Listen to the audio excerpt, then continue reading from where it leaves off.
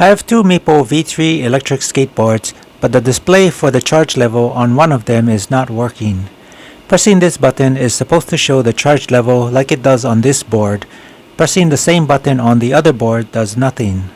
I'll see if I can fix the charge level display on this board next.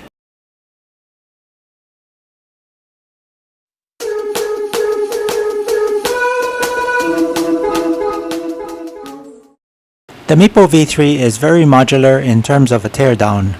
Using just the skate key that came with it, I'm able to take apart most of my skateboard. After removing the 6 screws securing the battery compartment cover, it lifts off easily.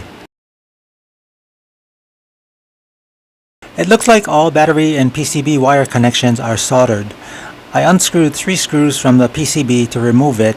It was a little stuck, but prying up from the side with 2 screws got it out. At this point, I don't see anything obviously wrong other than minor corrosion. I want to get a better look at the wire connections to the PCB, so I'll start by unraveling the bunched up wires. There's a rectangular connector that was slightly frozen and needed a plier to pull apart. There's also a zip tie I removed using a wire cutter. I can now remove the battery from the compartment. Because the PCB looks like it's covered in a rust-like corrosion, I'm going to scrub the surface on both sides with a toothbrush and deoxit. I've had a lot of luck with deoxit restoring the functionality of some of my electronics, so I felt it's worth a shot. I checked the voltages from different points on the board and everything looked fine. The battery connector tested at 40 volts. The charge connector tested an odd voltage, but I later found it must be okay. There was a pad on the PCB I knew I could safely test, and that also tested at 40 volts. Still not finding anything obviously wrong, I decided to tear down my second Meepo board so that I could compare both PCBs and voltage tests for obvious mismatches. The battery PCB combo on the left is the broken one.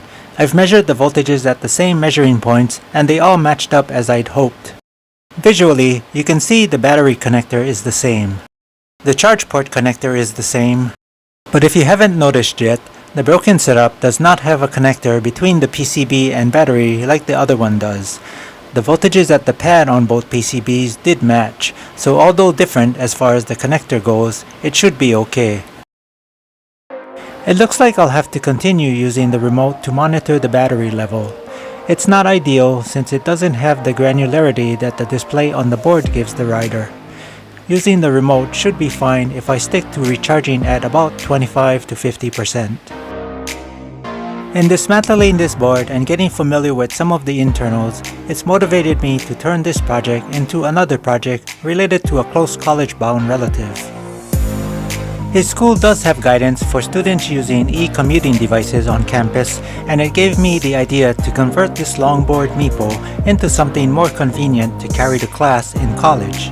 I've already ordered a 10-inch by 30-inch deck and will start the conversion as soon as it arrives.